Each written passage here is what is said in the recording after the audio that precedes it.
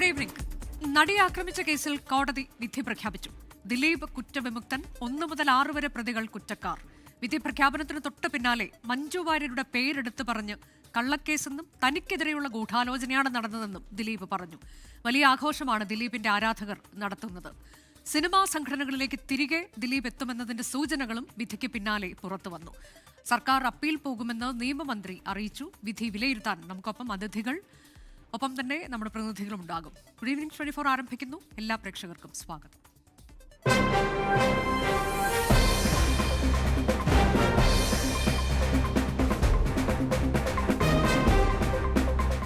നമ്മൾ അതിഥികളിലേക്ക് പോവുകയാണ്. Retired SP Shri George Joseph, തിരക്കഥാകൃത്ത് ശ്രീ വിനു കിരിയത്ത്, ഒപ്പം സംവിധായകൻ ശ്രീ ബൈജു കൊട്ടാരക്കര എന്നിവർ തത്സമയം അതിഥികളായി ചേരുകയാണ്. ആദ്യം ശ്രീ ജോർജ് ജോസഫ്. നമുക്കറിയാം, ഈ ഗൂഢാലോചന കേസിൽ സാധാരണ തെളിവ് എന്നുള്ളതാണ് ഏറ്റവും പ്രധാനം. ആ തെളിവുകൾ കണ്ടെത്തുക, അത് കോടതിയെ ബോധ്യപ്പെടുത്തുക എന്നുള്ളത് ദുഷ്കരമാണ് എന്നറിയാം. ഇവിടെയും അത് തന്നെയാണ് സംഭവിച്ചിട്ടുള്ളത് എന്നാണ് പ്രാഥമികമായി നമുക്ക് മനസ്സിലാക്കാൻ കഴിയുന്നത്. കാരണം തെളിവില്ല എന്ന് പറഞ്ഞുകൊണ്ടാണ് 8ാം പ്രതി കൂടാതെ മറ്റ് പ്രതികളെ കൂടി വെറുതെ വിട്ടിട്ടുള്ളത്. നമുക്കറിയാം, 1 മുതൽ 6 വരെ പ്രതികൾ ഈ കുറ്റകൃത്യത്തിൽ നേരിട്ട് പങ്കെടുത്തവർക്ക് ഇതിൽ പങ്കുണ്ട്. അതിൻ്റെ ഗൂഢാലോചനയും മറ്റു കാര്യങ്ങളും എല്ലാം കോടതിക്ക് ബോധ്യപ്പെടുന്നു. ബാക്കിയൊന്നും കോടതിക്ക് ബോധ്യപ്പെടുന്നില്ല. അപ്പോൾ അത്രയ്ക്ക് തെളിവില്ല. നമ്മൾ കുറേ കാര്യങ്ങൾ, ഇതിൽ തെളിവ് എന്ന് നമ്മൾ കരുതുന്ന കുറേ കാര്യങ്ങളൊക്കെ ഇതിനോടകം മാധ്യമങ്ങളിലൂടെ പുറത്തു വന്നതാണ്. കൂടാതെ ഈ അതിജീവിതയുടെ അഭിഭാഷക, ഒപ്പം തന്നെ പ്രോസിക്യൂട്ടറുടെ പ്രതികരണമൊക്കെ നമ്മൾ കണ്ടതാണ്. ചെയ്യാൻ കഴിയുന്ന അത്രയും തെളിവുകൾ, ഒരു ആത്മവിശ്വാസം ഉണ്ടായിരുന്നു. പക്ഷെ ഒരു തെളിവുമില്ലാത്ത രീതിയിലേക്ക് പൂർണ്ണമായും തള്ളിക്കളയേണ്ടുന്ന രീതിയിലായിരുന്നോ ഈ കേസ് അതിൻ്റെ ആ വിചാരണ വേളയിലെല്ലാം മുന്നോട്ട് പോയത്? താങ്കൾ നിരീക്ഷിച്ചപ്പോൾ ബോധ്യപ്പെട്ടത് എന്താണ്? അല്ല, ഇതിൻ്റെ അകത്ത് കോടതിക്ക് 120B ഗൂഢാലോചന പോലീസിന് തെളിയിക്കാൻ പറ്റിയിട്ടില്ല എന്നാണ്. അതുകൊണ്ടാണ് ദിലീപ് ഉൾപ്പെടെയുള്ള 7, 8, 9, 10 പ്രതികളെ വെറുതെ വിട്ടതെന്ന് പറയുന്നു. എന്തായാലും ഇതിനകത്ത് പ്രസക്തമായ ഒരു ചോദ്യമുണ്ട്. കാരണം പിന്നെ എന്തിനാണ് പൾസർ സുനി ആ നടിയെ പീഡിപ്പിച്ചത്? അവൻ്റെ മോട്ടീവ് എന്തായിരുന്നു? പൾസർ സുനി അവരെ ആക്രമിക്കുന്ന സമയത്ത് പണമാണ് നിങ്ങൾക്ക് ആവശ്യമെങ്കിൽ ഞാൻ പണം തരാം എന്ന് അവർ പറഞ്ഞു. അപ്പം അതിന് മറുപടി പറഞ്ഞത്, എനിക്ക് ഓൾറെഡി ഞാൻ ഇതിൻ്റെ ഈ കൊട്ടേഷൻ്റെ പൈസ വാങ്ങിച്ചു എന്നാണ് മറുപടി പറഞ്ഞത്. അപ്പോൾ അവൻ്റെ മോട്ടീവ് എന്താണ്? വേറൊരാൾക്ക് വേണ്ടിയാണെന്നുള്ള കാര്യത്തിൽ യാതൊരു സംശയമില്ല. അവൻ ഇവരോടൊരു വൈരാഗ്യവും ഇല്ല, അവരുടെ അടുത്ത് പണവും വേണ്ട. ഈ സംഭവത്തിന് ശേഷം അവരോട് പണം വേണമെന്ന് ഇപ്പോൾ അത് അതിലെ പ്രതി പറയുന്നു എന്ന് പറയുന്ന കാര്യമാണ്. അതിനെ മാത്രം മുഖവിലക്കെടുത്തുകൊണ്ട് മുന്നോട്ട് പോകാൻ കഴിയില്ല. അപ്പോൾ അതിന് തെളിവ് എവിടെ എന്ന ചോദ്യത്തിന് ഒന്നും സമർപ്പിക്കാൻ കഴിഞ്ഞിട്ടില്ല എന്ന് നമുക്ക് പറയാൻ കഴിയുമോ? കാരണം ഈ പൾസർ സുനി എന്ന വ്യക്തിയെ അറിയില്ല എന്ന് ദിലീപ് പറഞ്ഞിരുന്നു. പക്ഷേ അങ്ങനെയല്ല. അവർ തമ്മിൽ പരിചയമുണ്ട് എന്ന് തെളിയിക്കുന്നു, അവർ തമ്മിൽ കൂടിക്കാഴ്ചകൾ നടത്തിയിട്ടുണ്ട് എന്നുള്ളതിൻ്റെയൊക്കെ തെളിവുകൾ അത് മാധ്യമങ്ങൾ തന്നെ പിന്നീട് പുറത്ത് വിട്ടിട്ടുള്ളതാണ്. അതിനേക്കാൾ ശക്തമായ തെളിവുകളൊക്കെ കോടതിയിൽ ഹാജരാക്കിയിട്ടുണ്ട് എന്ന് തന്നെയാണ് നമ്മൾ മനസ്സിലാക്കുന്നത്. മറ്റൊന്ന്, ഈ പണം കൈമാറിയതിൻ്റെ ചില രേഖകൾ ഉൾപ്പെടെ, കൂടാതെ ഈ പൾസർ സുനി ദിലീപിനെ ബന്ധപ്പെടാനായി ശ്രമിച്ചത്, അതിൻ്റെ ചില രേഖകൾ, ഇതൊക്കെ തെളിവുകൾ അല്ലാതാകുമോ എന്നുള്ളതാണ് സംശയം. ഇല്ല, അതാ ഞാൻ പറഞ്ഞത്, നമുക്ക് ജഡ്ജ്മെൻറ്റ് വന്നാലേ അതെ കോടതി എങ്ങനെയാണ് അത് കണ്ടതെന്നുള്ളതാണ്. ഇതിനകത്തൊരു ഗൂഢാലോചന ഉണ്ടെന്നുള്ള ക്ലിയർ അതിനുള്ള എവിഡൻസ് പ്രോസിക്യൂഷൻ ഹാജരാക്കിയിട്ടുമുണ്ട്. ഞാൻ അങ്ങനെയാണ് കരുതുന്നത്. അത് കോടതിക്ക് എങ്ങനെയാണ് ബോധ്യപ്പെടാതെ വന്നതെന്നുള്ളതാണ്. അത് ഹൈക്കോടതിക്കോ അല്ലെങ്കിൽ സുപ്രീം കോടതിക്കോ അത് ബോധ്യപ്പെടുമെന്നാണ്. കാരണം ഒരു ഗൂഢാലോചന 2 പേര് തമ്മിൽ സംസാരിക്കുന്നത്, രഹസ്യമായിട്ട് ഒരിടത്ത് സംസാരിക്കുന്നത് നമ്മൾ കണ്ടു. ഇന്ത്യയിൽ ഒരിടത്ത് ഒരു ഗൂഢാലോചന നടത്തിയത് 100% ആ ഗൂഢാലോചനയുടെ വിവരങ്ങൾ ഇതുവരെ പ്രൂവ് ചെയ്തിട്ടില്ല. ആ ഗൂഢാലോചനയുടെ സബ്സിക്വൻ്റ് ഓഫൻസ്, ആ ഗൂഢാലോചനയായിട്ട് ബന്ധപ്പെട്ട അതിൻ്റെ ഒരു ഫ്രാഗ്മെൻറ്റ് എങ്കിലും തെളിയിച്ചാൽ മതി. 2 പേര് തമ്മിൽ രഹസ്യമായിട്ട് 7 സ്ഥലത്ത് ദിലീപും പൾസർ സുനി കണ്ടതായിട്ട് പ്രോസിക്യൂഷൻ ഹാജരാക്കിയിട്ടുണ്ട്. അതിൻ്റെ തെളിവ് 4 സ്ഥലത്ത് സിനിമാ ലൊക്കേഷനിൽ തന്നെയാണ്. അത് കൂടുതൽ എങ്ങനെയാണ് ഒരു ഗൂഢാലോചനയ്ക്ക് കിട്ടുക? അവർ തമ്മിൽ പരിചയമില്ല എന്ന വാദഗതിയുടെ മൊനയൊടിച്ചു പോയതാണത്. അപ്പോൾ അവർ തമ്മിൽ ബന്ധമുണ്ടെന്ന് പ്രോസിക്യൂഷൻ സ്ഥാപിച്ചിട്ടുണ്ട്. പിന്നെ അങ്ങനെ സ്ഥാപിച്ച സമയത്ത് അയാൾക്ക് അതിനുള്ള പണത്തിൻ്റെ ഒരു 30,000 രൂപ ഒരാൾ കൊടുത്തതായിട്ടും പിന്നെ 1,10,000 രൂപ അവരുടെ അമ്മയുടെ അക്കൗണ്ടിൽ വന്നതായിട്ടുമൊക്കെ പ്രോസിക്യൂഷൻ കണ്ടെത്തിയിട്ടുണ്ട്. അപ്പോൾ ആ മോട്ടീവ് ക്ലിയറാണ്. പക്ഷേ കോടതിക്ക് അത് മനസ്സിലായില്ല. ഏത് രീതിയിലാണ് കോടതി അതിൻ്റെ ഇൻ്റർപ്രറ്റ് ചെയ്തത്, അതെങ്ങനെയാണ് അത് അസസ് ചെയ്തതെന്നൊക്കെ ഉള്ളത്. ഏതായാലും അത് അൺസക്സസ്ഫുൾ ആയിട്ടാണ് പോലീസ് ഈ കേസ് നടത്തിക്കൊണ്ട് പോയത്, പ്രോസിക്യൂഷൻ അങ്ങനെ വന്നു എന്നൊക്കെ പറയുന്നുണ്ടെങ്കിലും അത് അവരുടെ കാഴ്ചപ്പാടിലുള്ളൊരു വ്യൂ എടുത്തിട്ടാണ് ജഡ്ജ് അങ്ങനെ പറഞ്ഞത്. നമ്മളത് ആ വിധിയെ മാനിക്കുകയോ ചെയ്യുന്നു. കാരണം ഇന്ത്യയിലെ ഏത് ജഡ്ജായാലും അവരുടെ വിധിയെ നമ്മൾ എപ്പോഴും മാനിക്കും. പക്ഷേ അതിന് നമ്മൾ അപ്പീൽ കൊടുക്കും. നമുക്കത് അവിശ്വാസമാണെന്ന് തോന്നുന്നെങ്കിൽ നമ്മൾ ഹയർ കോടതിയിൽ പോയിട്ട് നീതി നടപ്പാക്കാൻ ശ്രമിക്കും. ഇവിടുത്തെ കേസിനകത്ത് തീർച്ചയായിട്ടും ഹൈക്കോടതി കേസ് ഫയൽ ചെയ്യും, അപ്പീൽ ഫയൽ ചെയ്യും, ഉടൻ തന്നെ ഫയൽ ചെയ്യും. ഇതിനകത്ത് ഒരു 50% മാത്രമേ ദിലീപ് ഇതിനകത്ത് സക്സസ്ഫുൾ ആയിട്ടുള്ളൂ. ഇനി ബാക്കി കിടക്കുകയാണ്. ഇനി ഒരു അപ്പീലും സുപ്രീം കോടതി വരെ പോകും. അപ്പോൾ അത് 2 സ്ഥലം കടമ്പയും കൂടെ കടക്കണം, എങ്കിലേ ദിലീപിന് ഈ സീറ്റ്സൊക്കെ വിതരണം ചെയ്യാൻ കഴിയുള്ളൂ. ആ ഒരു സ്റ്റേജിലേക്ക് എത്തിയിട്ടില്ല. പക്ഷേ നമ്മളെപ്പോലെയുള്ള ആൾക്കാരുടെ ഇതുവരെയുള്ള എവിഡൻസ് വെളിയിൽ വന്നത് വെച്ച് നമ്മൾ നോക്കിക്കഴിയുമ്പോൾ തീർച്ചയായിട്ടും 120B കൃത്യമായി പോലീസ് അതിനകത്ത് പ്രൂവ് ചെയ്തിട്ടുണ്ട്. ഇതിനപ്പുറത്തോട്ട് പ്രൂവ് ചെയ്യാൻ ഇന്ത്യയിലെ ഒരു ഏജൻസിക്കും കഴിയില്ല എന്നുള്ളതാണ്. രണ്ടുപേരും തമ്മിൽ സംസാരിച്ചെന്ന് കൃത്യമായിട്ട് വന്നിട്ടുണ്ട്. അതാണ് ആ ആത്മവിശ്വാസം തന്നെയാണ് നേരത്തെ അതിജീവിതയുടെ അഭിഭാഷക നമ്മളോട് സംസാരിക്കുമ്പോൾ, അതുപോലെ തന്നെ സ്പെഷ്യൽ പ്രോസിക്യൂട്ടർ മാധ്യമങ്ങളോട് സംസാരിക്കുമ്പോൾ ഒക്കെ പ്രകടിപ്പിച്ചത്. കൃത്യമായ തെളിവുകളുണ്ട് എന്ന് പറഞ്ഞുകൊണ്ട് പ്രതികരിക്കുന്നവരെയാണ് നമ്മൾ കണ്ടത്. ചെയ്യാവുന്നതിൻ്റെ പരമാവധി ചെയ്തിട്ടുണ്ട് എന്ന് പറയുകയായിരുന്നു. പക്ഷേ അതെല്ലാം കോടതി തള്ളിക്കളഞ്ഞിരിക്കുന്നു എന്നുള്ളതാണ്. ഞാൻ താങ്കളിലേക്ക് എത്താം. ശ്രീ വിനു കിരിയത്ത്, താങ്കൾ എങ്ങനെയാണ് ഈ വിധി പ്രസ്താവത്തെ നോക്കിക്കാണുന്നത്? ഇതിനകത്ത് ദിലീപും അതിജീവിതയും ഇത് രണ്ടും ഞാനുമായി ബന്ധപ്പെട്ട ചലച്ചിത്ര മേഖലയിൽ പ്രവർത്തിക്കുന്നവരാണ്. എന്നെ സംബന്ധിച്ചോളം നീതിയുടെ പിന്നിൽ പോകുന്ന ഈ പല ചർച്ചകളിലും ഞാൻ പറഞ്ഞിരുന്നത് അതിജീവിതയ്ക്ക് നീതി കിട്ടണം. അതിജീവിതയെ നാം കേട്ടുകേൾവിയില്ലാത്ത രീതിയിൽ ഓടുന്ന വാഹനത്തിൽ പീഡിപ്പിച്ച് വീഡിയോ ചിത്രീകരിച്ചതിന് 6 പേർക്ക് ഇന്ന് കുറ്റക്കാരെന്ന് കണ്ടെത്തി. ഇനി അവർക്കുള്ള ശിക്ഷ നമുക്ക് 2 ദിവസത്തിനകത്ത് അറിയാൻ പറ്റും. എന്നാൽ ഇതിൻ്റെ പിന്നിൽ ഗൂഢാലോചന ചെയ്തത് ദിലീപാണ് എന്ന് പറയുമ്പോൾ അതിനുള്ള തെളിവ് പ്രോസിക്യൂഷന് കൊടുക്കാൻ പറ്റാത്തതുകൊണ്ടാണല്ലോ ദിലീപ് ഇന്ന് ഈ കേസിൽ ഊരിപ്പോയിരിക്കുന്നത്. ഇനി ദിലീപ് ഒരുപക്ഷെ കുറ്റക്കാരനാണെന്ന് കണ്ടെത്തിയിരുന്നെങ്കിലും ദിലീപ് മേൽക്കോടതിയിൽ പോവും. ഇതിപ്പോൾ അതിജീവിത മേൽക്കോടതിയിൽ പോവും, അത് കഴിഞ്ഞ് സുപ്രീം കോടതിയിൽ പോവും. ഇത് കുറേ നാളത്തേക്ക് 2 പേരും ഉന്നതരാണ്, 2 പേരും സാമ്പത്തികമായി മുന്നോക്കം നിൽക്കുന്നവരായതുകൊണ്ട് ഈ കേസ് മുന്നോട്ട് പോകും. പ്രത്യേകിച്ച് അതിജീവിതയ്ക്ക് ഇപ്പോൾ സർക്കാരിൻ്റെ ഒരു സപ്പോർട്ടും കൂടെ കിട്ടിയിട്ടുണ്ട്. എന്നെ സംബന്ധിച്ചിടത്തോളം അതിജീവിതയുടെ കൂടെ തന്നെയാണ് ഞങ്ങൾ ഇൻഡസ്ട്രി മുഴുവൻ. ഞാൻ റൈറ്റേഴ്സ് യൂണിയൻ്റെ ഭാരവാഹിയും കൂടെ ആയതുകൊണ്ട് ഞാൻ പറയുകയാണ്, ഫെഫ്കയുടെ ഞങ്ങൾ എല്ലാവരും അതിജീവിതയുടെ കൂടെ ആയിരുന്നു. അതുകൊണ്ടാണല്ലോ ദിലീപിന് അമ്മ എന്ന സംഘടന പ്രാഥമിക അംഗത്വത്തിൽ നിന്ന് പുറത്താക്കി, ഫെഫ്കയിൽ നിന്ന് പുറത്താക്കി. പക്ഷേ അയാൾ നിരപരാധി ആണെങ്കിൽ 85 ദിവസത്തോളം അദ്ദേഹം ജയിലിൽ കിടന്നതിന് ആര് സമാധാനം പറയും? ഈ ഗൂഢാലോചന എന്ന് പറഞ്ഞ് മഞ്ജുവാണ് ആദ്യം അതിന് തുടക്കമിട്ടതെങ്കിൽ അത് ആരെന്ന് പറയാനും കൂടെ ഇവരൊക്കെ അല്ലാതെ ഞാനൊരു കുറ്റം പറഞ്ഞിട്ട് അതല്ല പോലീസ് നിങ്ങൾ എൻ്റെ എല്ലാ തെളിവുകളും കണ്ടുപിടിച്ചോ എന്ന് പറയുന്നതിൽ അർത്ഥമില്ല. ഞാനും കൂടെ അതിനെ സഹായിക്കണം. ഏകദേശം 271ഓളം സാക്ഷികൾ ഉണ്ടായിട്ട് അതിൽ ഒരാൾ പോലും ദിലീപിൻ്റെ കാര്യം പറയുന്നില്ല.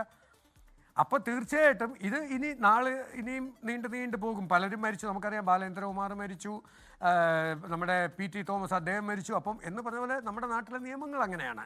ഇത് അപൂർവമായി ഇത്തരം കേസുകൾക്കൊരു ടൈം ലിമിറ്റെങ്കിലും നമ്മുടെ ബഹുമാനപ്പെട്ട കോടതികൾ വച്ചിരുന്നെങ്കിൽ ഇരു കൂട്ടർക്കും അത് നല്ലതാണ്. ദിലീപിനായാലും ഇപ്പം ദിലീപിനെ സംബന്ധിച്ചുള്ള അദ്ദേഹത്തിൻ്റെ കരിയറിനെ ബാധിച്ചു, സാമ്പത്തികം ബാധിച്ചു. അതുപോലെ തന്നെയാണ് അതിജീവിതയുടെയും മാനസികമായിട്ട് തളർന്നു. ഇന്ന് ഞാൻ അറിയാൻ കഴിഞ്ഞത് വളരെ ദുഃഖത്തിലാണ് അതിജീവിത എന്നാണ് ഞാൻ അറിയാൻ കഴിഞ്ഞത്. അപ്പോൾ തീർച്ചയായിട്ടും ഇവരുടെ ഭാഗത്തൊരു വിശ്വാസമുണ്ട് ഇതിൻ്റെ പിന്നിൽ ദിലീപാണെന്ന്. ദിലീപിനെ അറിയാൻ ദിലീപ് അല്ല. ഇതിലേതാണ് ശരിയെന്നുള്ളത് നമ്മളെപ്പോലുള്ള ജനങ്ങൾക്ക് ഒരിക്കലും വിധി പറയാൻ പറ്റില്ല. അതിനാണ് ഇവിടെ തെളിവുകൾ ഹാജരാക്കേണ്ട. പ്രോസിക്യൂഷൻ പരാജയപ്പെട്ടു. അപ്പോൾ എന്തായാലും ശരി, 6 പേരുടെ ശിക്ഷ എന്ന് പറഞ്ഞാൽ പീഡിപ്പിക്കപ്പെട്ട കേസിൽ ശിക്ഷിക്കപ്പെട്ടു. ഇതിൻ്റെ പറയുന്നത് അതിജീവിതയ്ക്ക് നീതി ലഭിച്ചു എന്നാണോ? പൂർണ്ണമായിട്ടല്ല. പീഡിപ്പിക്കുക, അതിനുള്ള ശിക്ഷ കിട്ടി. ഗൂഢാലോചന ഉണ്ടെന്ന് പറഞ്ഞത് അതിജീവിതയല്ല, മഞ്ജുവാണ് പറഞ്ഞത് ആദ്യം. അപ്പോൾ അത് കണ്ടെത്തേണ്ടത് പോലീസാണ്. ആരാണ് ഇനി ഇത് കൊട്ടേഷൻ കൊടുത്തത്? ഇപ്പോൾ നമ്മുടെ ജോർജ് ജോസഫ് അദ്ദേഹം പറഞ്ഞ പോലെ പൾസർ സുനിക്ക് നേരിട്ട് അതിജീവിതയോട് വലിയ ഗ്രഡ്ജൊന്നും കാണണമെന്നില്ല. പ്രത്യേകിച്ച് നല്ല പൈസ കൊടുത്താൽ അയാൾ വാങ്ങിച്ചുകൊണ്ട് പോകുന്ന ടൈപ്പുമാണ്, നമുക്കറിയാമല്ലോ. പക്ഷെ ഒന്നാലോചിക്കണം, ഇത് ഗോവയിൽ വെച്ചാണ് സംഭവിച്ചിരുന്നെങ്കിൽ ചിലപ്പോൾ യാത്രാമധ്യേ ആ കുട്ടിയുടെ ജീവന് തന്നെ ഹാനി ഉണ്ടായേനെ. ഇവിടെ നാഷണൽ ഹൈവേയിൽ അതിതിരക്കുള്ള സ്ഥലത്തായതുകൊണ്ടൊക്കെയാണ് അതിൻ്റെ ജീവന് ഇത് കിട്ടി. അതിലൊക്കെ നമ്മളെല്ലാവരും വളരെ ആത്മാർത്ഥമായിട്ട് ദൈവത്തോട് നന്ദി പറയുന്നു. പക്ഷെ ഗൂഢാലോചന ഉണ്ടെങ്കിൽ അത് കണ്ടെത്തണം. അതിന് ഈ ദിലീപാണ് എന്നുള്ളത് വരുത്തി തീർക്കരുത്. ആരായാലും ഒരാളുണ്ട്, അത് സത്യമാണ്, ഒരാളുണ്ട്. ഇല്ലാതെ ഈ പൾസർ സുനിക്ക് ഈ കുട്ടിയോട് അങ്ങനെ ചെയ്യേണ്ട കാര്യമില്ല. അത് ഞാൻ ചോദിക്കട്ടെ, സൂത്രധാരൻ തന്നെ ആവണമെന്നില്ലല്ലോ, ഒരു സൂത്രധാരയാവാമല്ലോ, ഒരു സ്ത്രീ ആവാമല്ലോ ആ കൊട്ടേഷൻ കൊടുത്തത്. ദിലീപിനെതിരെ അല്ല, ഇപ്പൊ ഇതിനോടകം തന്നെ ശ്രീ വിനു കിരിയത്ത് നമുക്കറിയാം കുറേ പേർ, ഏതാണ്ട് 28 പേരാണ് പോലീസിൽ പറയുന്ന മൊഴി പിന്നീട് കോടതിയിൽ മാറ്റി പറഞ്ഞത്. ആ പറഞ്ഞിട്ടുള്ളവരെല്ലാവരും ഈ ദിലീപിലേക്ക് വിരൽ ചൂണ്ടുന്ന തരത്തിലുള്ള മൊഴി കൊടുത്തവരാണ് ശ്രീ വിനു കിരിയത്ത്. അത് താങ്കൾക്കും അറിയാവുന്ന കാര്യമാണ്. അതിൽ മറ്റാരുടെയെങ്കിലും പേര് അതിലേക്ക് വന്നിട്ടില്ല. പക്ഷെ പിന്നീട് അവർ മൊഴി മാറ്റി എന്നുള്ളത് അതും ഒരു യാഥാർത്ഥ്യമായി അവിടെ നിൽക്കുകയാണ്. അപ്പോൾ പിന്നെ നമ്മൾ ഇനി പുതിയ കഥയൊക്കെ മെനഞ്ഞെടുക്കുന്നതിലേക്ക് പോകണമോ ശ്രീ വിനു? അല്ല, ഈ 28 പേരിൽ 28 ചലച്ചിത്ര മേഖലയിൽ നിന്ന് മുകേഷ് ഒഴിച്ചു ബാക്കി എല്ലാവരും കൂറുമാറി എന്നാണല്ലോ പറയുന്നത്. അപ്പോൾ ആ കൂറുമാറിയതിൻ്റെ പിന്നിൽ എന്താണ് കാര്യം? ഈ കൂറുമാറൽ നിയമവും നമുക്കുണ്ടല്ലോ. ഞാൻ പറയുന്നത്, മഞ്ജു വാര്യർ ഗൂഢാലോചന പറഞ്ഞെങ്കിൽ സ്ട്രെയിറ്റ് ആയിട്ട് ആളുടെ പേര് പറയണം, ഇന്നാരാണെന്നാണ് എൻ്റെ വിശ്വാസം. അപ്പോൾ ആ റൂട്ടിൽ പോവാം. പൾസർ സുനി മാധ്യമങ്ങളുടെ മുമ്പിൽ പറഞ്ഞു, കോടതിയുടെ മുമ്പിൽ പറഞ്ഞിട്ടില്ല ഇത് ദിലീപ് പറഞ്ഞിട്ടാണെന്ന്. മാധ്യമങ്ങൾ മുമ്പിൽ പറഞ്ഞു എന്നാണ് ഞാൻ കേട്ടിട്ടുള്ളത്. പക്ഷേ കോടതിയിൽ ഇതിൽ പറഞ്ഞിട്ടില്ലാത്ത സ്ഥിതിക്ക് ഇതൊന്നും ചെയ്യാൻ പറ്റില്ല. ഇനിയിപ്പോൾ ദിലീപിനെ സംബന്ധിച്ചോളം എന്തായാലും അയാളുടെ ഫ്യൂച്ചറിനെ എത്രത്തോളം ബാധിച്ചു എന്ന് നമുക്കൊക്കെ അറിയാം. ഇൻഡസ്ട്രി തന്നെ ഒന്ന് തളർന്നില്ല. എത്രയോ സിനിമകൾ ചെയ്തുകൊണ്ടിരുന്ന ഒരാൾ, അദ്ദേഹത്തിന് സിനിമ ചെയ്യാൻ പറ്റുന്നില്ല. അദ്ദേഹത്തിൻ്റെ മാനസിക നില, അയാൾ തെറ്റ് ചെയ്തിട്ടില്ലെങ്കിലുള്ള കാര്യമാണ് ഞാനീ പറയുന്നത് കേട്ടോ. എല്ലാം തെറ്റ് ചെയ്യാത്ത നമ്മുടെ നാട്ടിൽ ദിലീപിന്റെ കരിയർ തകർന്നു എന്ന് താങ്കൾ പറയുമ്പോൾ എനിക്ക് ചോദിക്കാനുള്ളത്, അതിജീവിതയെക്കുറിച്ച് താങ്കൾ ഇതിനോടകം തന്നെ പറഞ്ഞു കഴിഞ്ഞു. കഴിഞ്ഞ ഈ പറയുന്ന 8-8.5 വർഷം അവർ അനുഭവിച്ചത് എന്താണെന്ന് താങ്കൾ അത് പറഞ്ഞു കഴിഞ്ഞു. പക്ഷേ അവർക്കൊപ്പം നിന്ന കുറെ പെൺകുട്ടികളില്ലേ ശ്രീ വിനു കിരിയത്ത്, അവരുടെയൊക്കെ ഭാവി എന്തായി? അവരെല്ലാവരും മികച്ച നടിമാരായിരുന്നു എന്നുള്ളതിൽ നമുക്കൊന്നും തർക്കമില്ല. അവരൊക്കെ അഡ്രസ് ഇല്ലാതായി പോകുന്ന അവസ്ഥ നമ്മൾ കണ്ടില്ലേ? അതെന്താണ്, അവിടെ എന്താണ് സംഭവിച്ചത്, ആരാണ് അതിന് കാരണം എന്നൊക്കെയുള്ളത്, ഇതൊക്കെ ഈ സിനിമാ രംഗവുമായി ബന്ധപ്പെട്ട ഒട്ടേറെ കാര്യങ്ങൾ പിന്നീട് വെളിയിലേക്ക് വരുന്നതിലേക്കും ഒക്കെ ഇത് വഴിവെച്ചു എന്ന് നമുക്കറിയാം. പക്ഷേ ഇതൊക്കെ തിരിച്ചടിയായി മാറിയ കുറേ പേരുണ്ടല്ലോ ശ്രീ വിനു കിരിയത്ത്.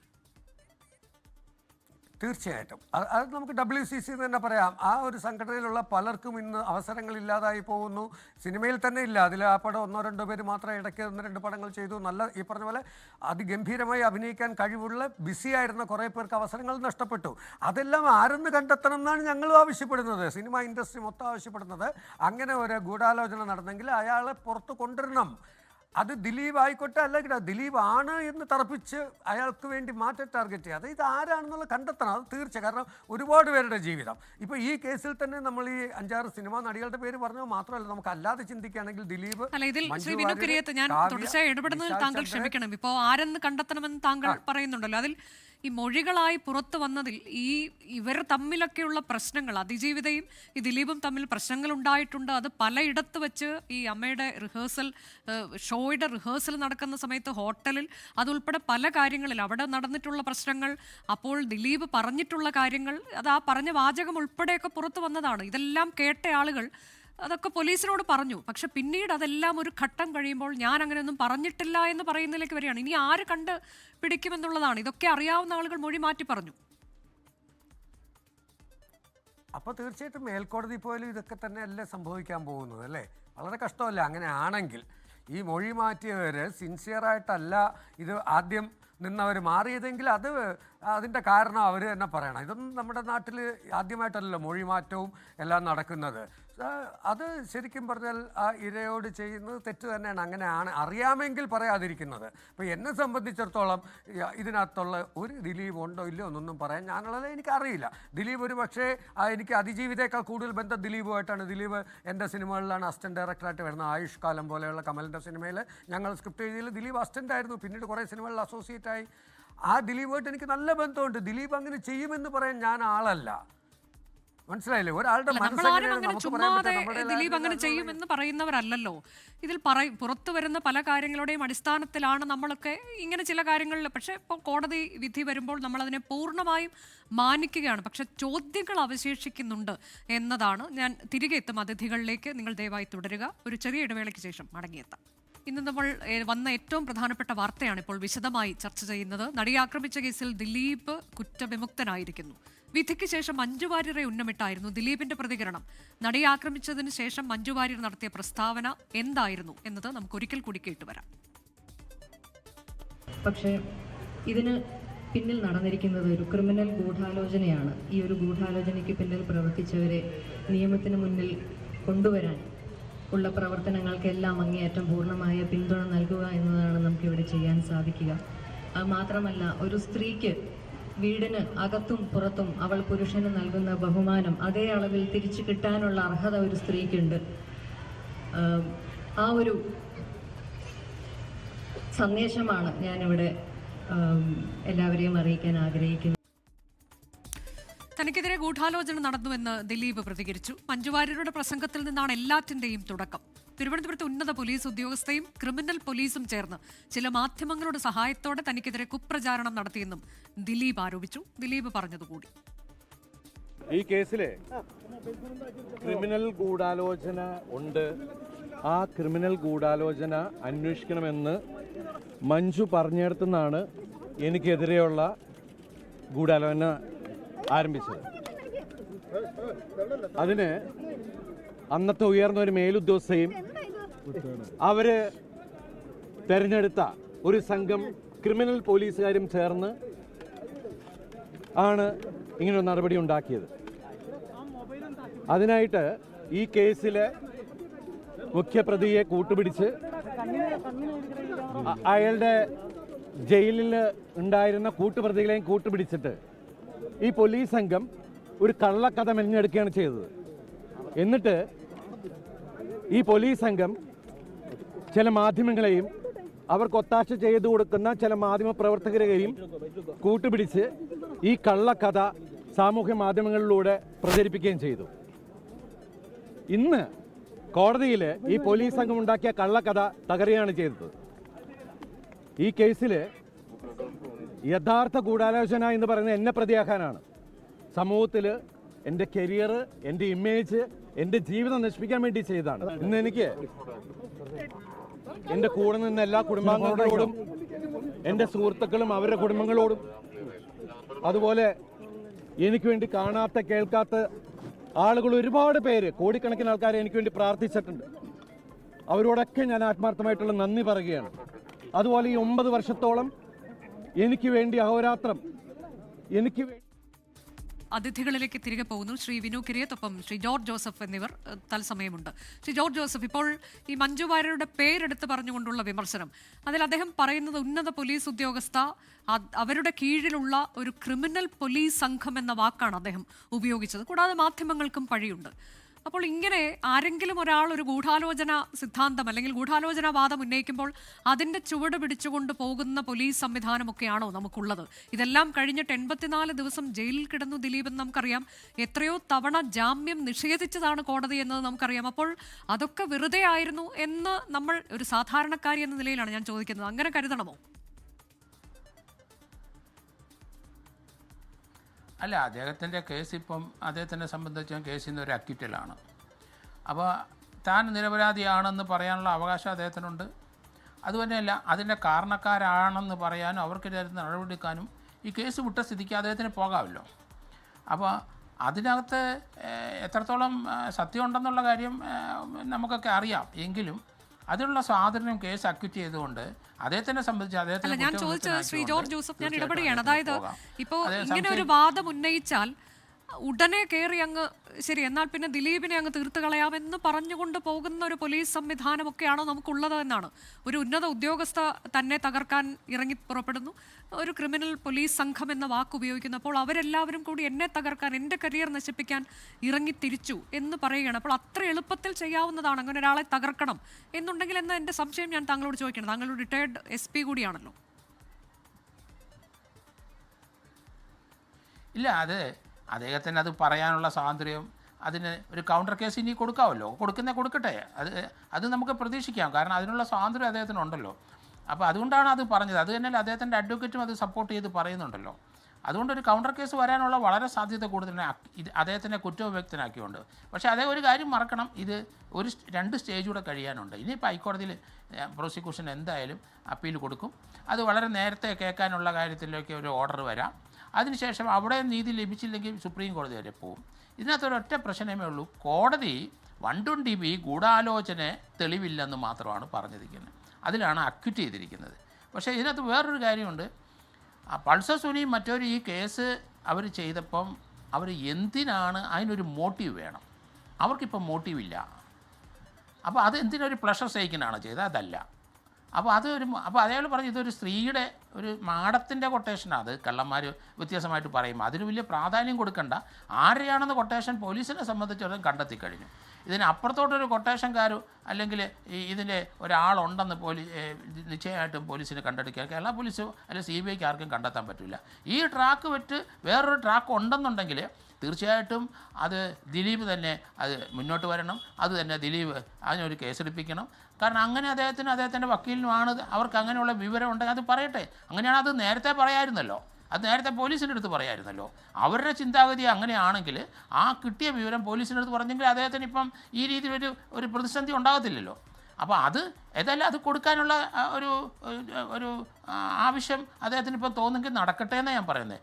പക്ഷേ പോലീസിനെ സംബന്ധിച്ചിടത്തോളം 120B നന്നായിട്ട് അത് ഇൻവെസ്റ്റിഗേറ്റ് ചെയ്ത് കണ്ടെത്തിയിട്ടുണ്ടെന്നാണ് ഞാൻ കരുതുന്നത്. കാരണം അതൊക്കെ കോടതിക്ക് ഇഗ്നോർ ചെയ്യാൻ പറ്റുമോ? ഹയർ കോടതിയിലോട്ട് വരുമ്പോഴാണ്. അതുകൊണ്ടാണ് ഞാൻ പറഞ്ഞത് ഇപ്പോഴത്തെ ജഡ്ജ്മെൻറ്റ് ആ മാഡം എന്താണ് ആ ജഡ്ജ്മെൻറ്റ് പറഞ്ഞിരിക്കുന്നതെന്ന് നമുക്ക് മനസ്സിലാക്കിയെങ്കിൽ മാത്രമേ നമുക്ക് അതേപ്പറ്റി പറയാൻ പറ്റുള്ളൂ. കാരണം ഏത് രീതിയിലാണ് ഇതിനകത്തൊരു ഗൂഢാലോചന ഇല്ല, ദിലീപിൻ്റെ ഭാഗത്തൊന്നും ഇല്ല എന്ന് കോടതിക്ക് ബോധ്യപ്പെട്ടിരിക്കുന്നത്. കോടതിയിൽ പ്രോസിക്യൂഷൻ ഹാജരാക്കിയ തെളിവുകളൊക്കെ അതൊക്കെ യാതൊരു വാലിഡിറ്റി ഇല്ല, അതെന്ത് അർത്ഥത്തിലാണ് അങ്ങനെ ചിന്തിക്കുന്നത് എന്ന് കോടതി അതിൻ്റെ അത് പറയണമല്ലോ. അതുകൊണ്ട് തീർച്ചയായിട്ടും ആ ജഡ്ജ്മെൻറ്റ് 12-ാം തീയതി വരുമ്പം അതിൻ്റെ കോപ്പി കിട്ടിക്കഴിയുമ്പം അതിന് കൃത്യമായ നമുക്ക് കോടതിയുടെ നിരീക്ഷണം എങ്ങനെയാണ്, അതിനകത്ത് എന്തെങ്കിലും എറർ എൻ്റെ ഒരു സംശയമാണ്. അതായത് ഇപ്പോൾ ബാലചന്ദ്രകുമാർ പിന്നീട് നടത്തിയ വെളിപ്പെടുത്തലുകളുണ്ടല്ലോ, അദ്ദേഹം ഇന്നിപ്പോൾ നമുക്കൊപ്പം ഇല്ല, പക്ഷേ അദ്ദേഹം നടത്തിയ ചില വെളിപ്പെടുത്തലുകളുണ്ട്. അദ്ദേഹം ചില കാര്യങ്ങൾ കണ്ടിട്ടുണ്ട് എന്ന് പറഞ്ഞുകൊണ്ടാണ് അത് ഒക്കെ അത്തരം കാര്യങ്ങളൊക്കെ പറഞ്ഞത്. പിന്നീടാണ് ഒരു അനുബന്ധ കുറ്റപത്രം സമർപ്പിക്കുകയും അതൊക്കെ ചെയ്ത് നമുക്കറിയാവുന്നതാണ്. പക്ഷെ അതെല്ലാം പൂർണ്ണമായും തള്ളിക്കളയുന്ന ഒരു അവസ്ഥയിലേക്ക് എന്തുകൊണ്ട് കാര്യങ്ങൾ എത്തി എന്നാണ് താങ്കൾ വിചാരിക്കുന്നത്? അത് കോടതി പറയൂല. അതിനകത്ത് ബാലേന്ദ്രകുമാർ വളരെ വൈറ്റലായ ഒരു എവിഡൻസാണ്. അദ്ദേഹം പറഞ്ഞനുസരിച്ച് ദിലീപിൻ്റെ അനിയൻ്റെ മൊബൈൽ ഫോണിൽ നിന്ന് ആ ദൃശ്യങ്ങൾ റിട്രീവ് ചെയ്തെടുത്തിട്ടുണ്ട്. അത് ഡിലീറ്റ് ചെയ്ത ഒരു ബോംബെ കൊണ്ടുപോയി ഡിലീറ്റ് ചെയ്ത് കളഞ്ഞാലൊക്കെ ഉള്ള പെട്ടെന്ന് ബോംബെ പോയ സംഭവങ്ങളും അതിൻ്റെ ബോംബെ വെച്ച് അത് ഡിലീറ്റ് ചെയ്തപ്പം അത് പൂനെയിൽ അവരെ കേന്ദ്ര ഓഫീസിൽ അത് സ്റ്റോർ ചെയ്തിരുന്നു. അവിടുന്ന് പോലീസ് കണ്ടെടുത്തിട്ടുണ്ട്. ഇതിനകത്ത് വേറെ ദൃശ്യത്തിൻ്റെ ഡിവൈസുകളും കൊടുക്കുന്നില്ല. അതിൽ പ്രധാനപ്പെട്ട ചില ഡിവൈസുകൾ കോടതിയിൽ ഹാജരാക്കാതെ മറ്റ് ചില തെളിവുകളൊക്കെ നശിപ്പിക്കപ്പെട്ട ചില ഡിവൈസുകൾ കൊടുക്കുന്നു എന്നൊക്കെയുള്ള നമ്മൾ അന്ന് റിപ്പോർട്ട് ചെയ്തതുമാണ്. അതിൽ കോടതി ചോദ്യങ്ങൾ ചോദിച്ചതും ഒക്കെ നമുക്ക് ഓർമ്മയുണ്ട്. അപ്പോൾ പിന്നെ എന്തിനാണ് ഇതൊക്കെ നശിപ്പിക്കപ്പെട്ട രീതിയിലേക്ക് കൊടുക്കുന്നത്, ചിലത് കൊടുക്കാതിരിക്കുന്നു? ആ സംശയങ്ങളൊക്കെ ഇപ്പോൾ വീണ്ടും ഉയർന്നു വരികയാണ് ജോർജ് ജോസഫ്. അല്ല, ആ ഒരു കാര്യത്തെപ്പറ്റി കോടതി എന്താ പറയുന്നതെന്ന് അറിയാൻ നമുക്ക് ആകാംക്ഷയുണ്ട്. ബാലേന്ദ്രകുമാർ അദ്ദേഹം ഇപ്പോൾ ഇല്ല, അദ്ദേഹത്തിൻ്റെ മൊഴി കോടതി അവിശ്വസിച്ചു എന്ന് വിചാരിച്ചെങ്കിലും ആ ഡോക്യുമെൻ്ററി എവിഡൻസ് എന്ത് ചെയ്യും? കാരണം ഒറിജിനൽ ദൃശ്യം കിട്ടിയില്ലെങ്കിലും ആ ദൃശ്യത്തിൻ്റെ കോപ്പി അവൈലബിൾ ആണല്ലോ. ഒറിജിനൽ ദൃശ്യം ഡിജിറ്റൽ ആക്ട് അനുസരിച്ച് ഒറിജിനൽ ദൃശ്യം കിട്ടിയില്ലെങ്കിലും അതിൻ്റെ 100 കോപ്പി എടുത്താലും 100 കോപ്പിയും ഡയറക്റ്റായിട്ട് ഉള്ള എവിഡൻസാണ്, ഡയറക്റ്റ് എവിഡൻസ് ആയിട്ട് കണക്കാക്കുകയുള്ളൂ. അപ്പോൾ അതുകൊണ്ട് ആ കാര്യത്തിൽ ഒരു പ്രശ്നമില്ല. പക്ഷേ ബാലേന്ദ്രകുമാർ പറഞ്ഞതനുസരിച്ച് ദിലീപിൻ്റെ വീട്ടിൽ വെച്ച് ഇത് ഞാൻ അവിടെ സ്ക്രീനിലിട്ട് അവർ കണ്ടിരുന്നെന്നും ആ സാധനം റിക്കവർ ചെയ്തിട്ടുണ്ടല്ലോ, അതിനെന്ത് കോടതി സമാധാനം പറയുമെന്നുള്ളതാണ് ഞാനിപ്പോൾ ആലോചിക്കുന്നത്. എന്താണ് കോടതിക്ക് അത് അൺറിലയബിളായിട്ട് തോന്നിയത്? അത് റീസണബിളായിട്ട് പറയണം, ആ ജഡ്ജ്മെൻറ്റിനകത്തൊക്കെ പറയണം. അതുകൊണ്ട് വളരെയധികം കൗതുകമുണ്ട് ആ ജഡ്ജ്മെൻറ്റ് കാണാനായിട്ട്. കാരണം ഈ 120Bക്ക് അനുകൂലമായ അല്ലെങ്കിൽ അതിനുള്ള എവിഡൻസസ് ധാരാളം കോടതി 7 സ്ഥലത്തെ ആൾക്കാർ പറയുന്നുണ്ട് ഇവർ തമ്മിൽ സംസാരിക്കുന്നത് കണ്ടെന്നുണ്ട്. അതെന്തുകൊണ്ട് കോടതി അവിശ്വസിക്കുന്നു? അങ്ങനെയുള്ള കാര്യങ്ങളാണ് നമുക്കിനി അറിയേണ്ടത്.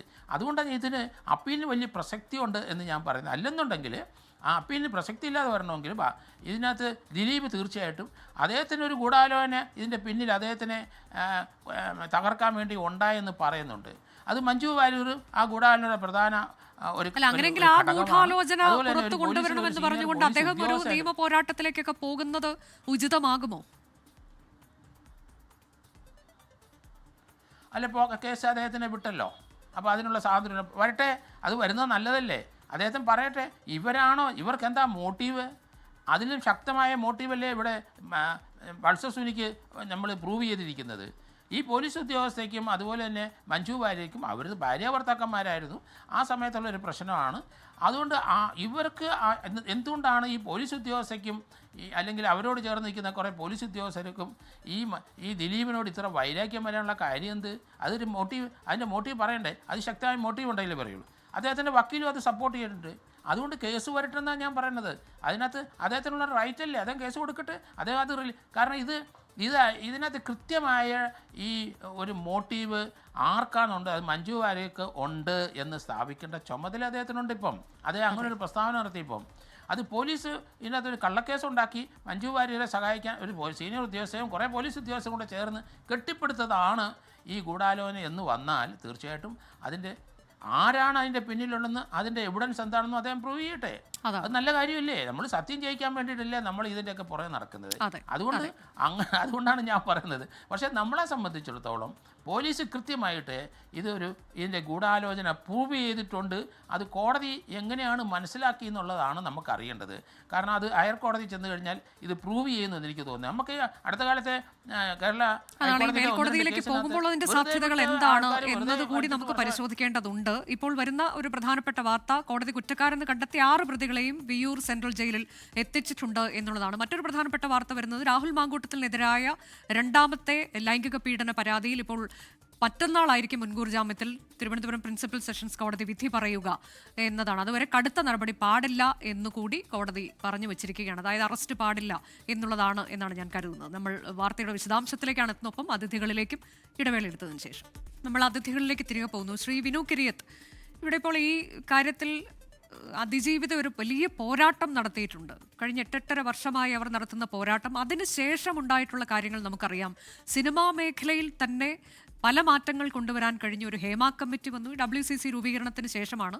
അപ്പോൾ അങ്ങനെ കുറേ മാറ്റങ്ങൾ വന്നിട്ടുണ്ട്. അപ്പോൾ ആ മേഖലയിൽ സ്ത്രീകൾ അനുഭവിക്കുന്ന എന്താണ് എന്നതിൻ്റെ ഒരു രൂപരേഖ ജനങ്ങൾക്ക് മുന്നിലേക്ക് അല്ലെങ്കിൽ പൊതുജന മധ്യത്തിലേക്ക് വരാൻ ഇത് സഹായകമായിട്ടുണ്ട്. ആ തരത്തിലേക്കൊക്കെയുള്ളൊരു മാറ്റങ്ങൾ കൊണ്ടുവരാൻ ഈ അതിജീവിതം നടത്തിയ പോരാട്ടത്തെ താങ്കൾ എങ്ങനെയാണ് കാണുന്നത്? തീർച്ചയായിട്ടും അതിജീവിത മാനസികമായിട്ടും ശാരീരികമായിട്ടും ഒരു പക്ഷേ ഇത്തരമൊരു കേസ് നമ്മൾ കേട്ടിട്ടില്ല. ഭയന്നിരിക്കും. 5-6 ചെറുപ്പക്കാർ ഒരുമിച്ചൊരു വണ്ടിയിൽ കയറുന്നു, എന്നിട്ടത് വീഡിയോ എടുക്കുന്നു. സാധാരണ അങ്ങനെയൊന്നും കേട്ട് കേൾവിയില്ല. മാനസികമായി തകർന്നിട്ടുണ്ടാവും. പക്ഷേ എല്ലായ്പ്പോഴും സ്ത്രീകൾക്ക് മാത്രമേ അഭിമാനമുള്ളൂ എന്ന് പറയാൻ പറ്റില്ല എന്ന് സുപ്രീം കോടതി ബാലേന്ദ്രമേനോൻ്റെ കേസിൽ പറഞ്ഞു. പുരുഷന്മാർക്കുമുണ്ട് അഭിമാനം, ഇല്ലേ? എന്നിട്ട് എന്ത് പറ്റി? ആ സ്ത്രീ മറ്റൊരു കേസിൽ ജയിലിൽ പോവുകയും ചെയ്തു. അപ്പോൾ അങ്ങനെയും ഇവിടെ നടക്കുന്നുണ്ട്. അപ്പം ഇവിടെ സംബന്ധിച്ചിടത്തോളം ഇപ്പോൾ ദീദി ദാമോദരൻ ഇപ്പോൾ പറയുന്നത് ഞാൻ കേട്ടു, ഇനി പെൺകുട്ടികളാരും കേസുമായി മുന്നോട്ട് പോകണ്ടാന്ന്. അങ്ങനെയല്ല, ഫൈറ്റ് ചെയ്യണം. ഝാൻസിയും റാണിമാരുള്ള നാട്ടിലാണ് നമ്മൾ, ഇല്ലേ? ഫൈറ്റ് ചെയ്യണം. ആ കുട്ടിക്ക് വിശ്വാസം ഉണ്ടെങ്കിൽ മാത്രം. അവിടെ ഗൂഢാലോചനയുടെ പിന്നിൽ ആരെന്ന് കണ്ടെത്തണം. അത് ദിലീപാണെന്ന് കണ്ടെത്താൻ വേണ്ടി ഫൈറ്റ് ചെയ്യാൻ പോകണ്ട. ഗൂഢാലോചന നടത്തിയത് ആരെന്ന് കണ്ടെത്താൻ പോയാൽ ചിലപ്പോൾ നീതി ആ കുട്ടിയുടെ ഭാഗത്തേക്ക് വരാൻ പറ്റും. നമ്മുടെ നീതി ദേവതയുടെ കണ്ണിലെ കെട്ടെല്ലാം അഴിച്ചു മാറ്റി നഗ്ന നേത്രങ്ങളിലൂടെ ഇപ്പോൾ കാണുകയാണല്ലോ വിധിയെല്ലാം. നല്ലത് വരാൻ വേണ്ടിയേ നമുക്കെല്ലാം പ്രാർത്ഥിക്കാൻ പറ്റുകയുള്ളൂ. തെറ്റ് ചെയ്തവർ ശിക്ഷിക്കപ്പെടണം. നിരപരാധി ഒരിക്കലും ശിക്ഷിക്കപ്പെടാനും പാടില്ല. നമ്മുടെ നിയമം അങ്ങനെയാണ്. എന്തായാലും മേൽക്കോടതി ഇത് നാളുകൾ കുറേ എടുക്കും കേട്ടോ. നമ്മൾ ആരൊക്കെ ജീവിച്ചിരിക്കുന്ന പോലും പറയാൻ പറ്റില്ല. അങ്ങനെയാണ് ഇവിടുത്തെ പല കേസുകളും. ഇതിനൊരു ടൈം ലിമിറ്റ് എത്രയും പെട്ടെന്ന് നമ്മുടെ കോടതികൾ കൊണ്ടുവരണമെന്നൊരു അഭ്യർത്ഥനയും കൂടെ ഉണ്ട് എനിക്ക്. ശരി, വളരെ നന്ദി പ്രതികരിച്ചത് ശ്രീ വിനു കിരിയത്തൊപ്പം ശ്രീ ജോർജ് ജോസഫ്.